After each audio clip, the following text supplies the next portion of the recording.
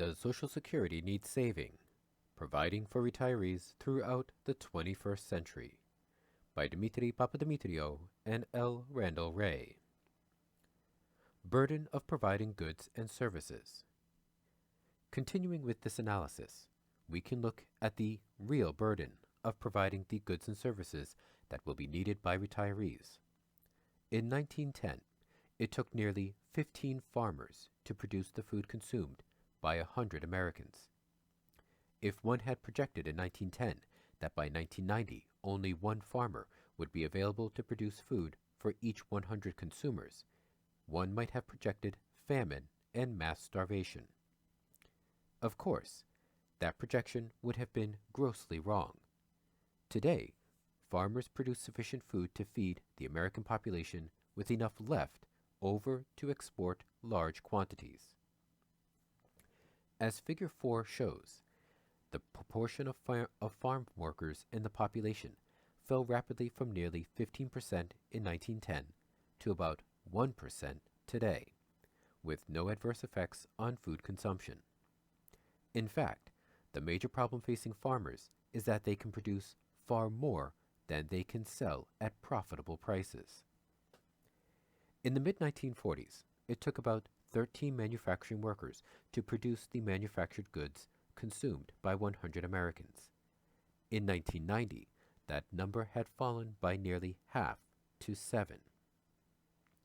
The decline in manufacturing workers is not nearly as sharp as the decline in farm workers, but the typical consumer's basket of manufactured items is much larger today than in 1945.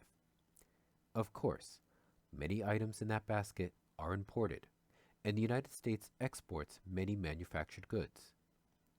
We can get a better idea of the extent of the increase in non-workers that each worker can support by looking at rising labor productivity.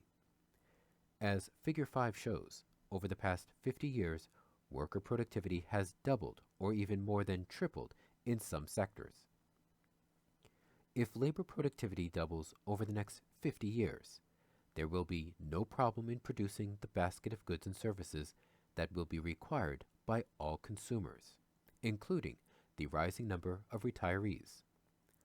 Again, on current projections, OASDI will require about 7% of GDP from 2030 through 2075, but up from a bit less than 5% today.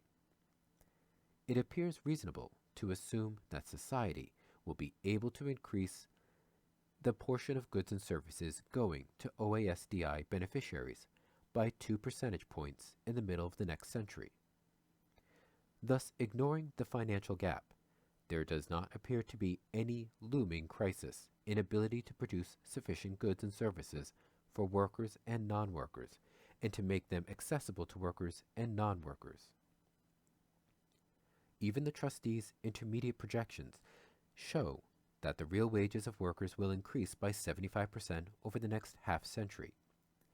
Even if tax rates would have to rise to cover the expected financial gap due to demographic shifts, tomorrow's workers would still have much higher standards of living. In other words, after moving a greater share of total GDP to OASDI recipients, workers will be left with a much larger real basket of goods and services than they consume today, even on what might be overly pessimistic assumptions about real growth rates. No matter what one thinks of the financial burden on future workers, the real burden does not appear to be excessive at all.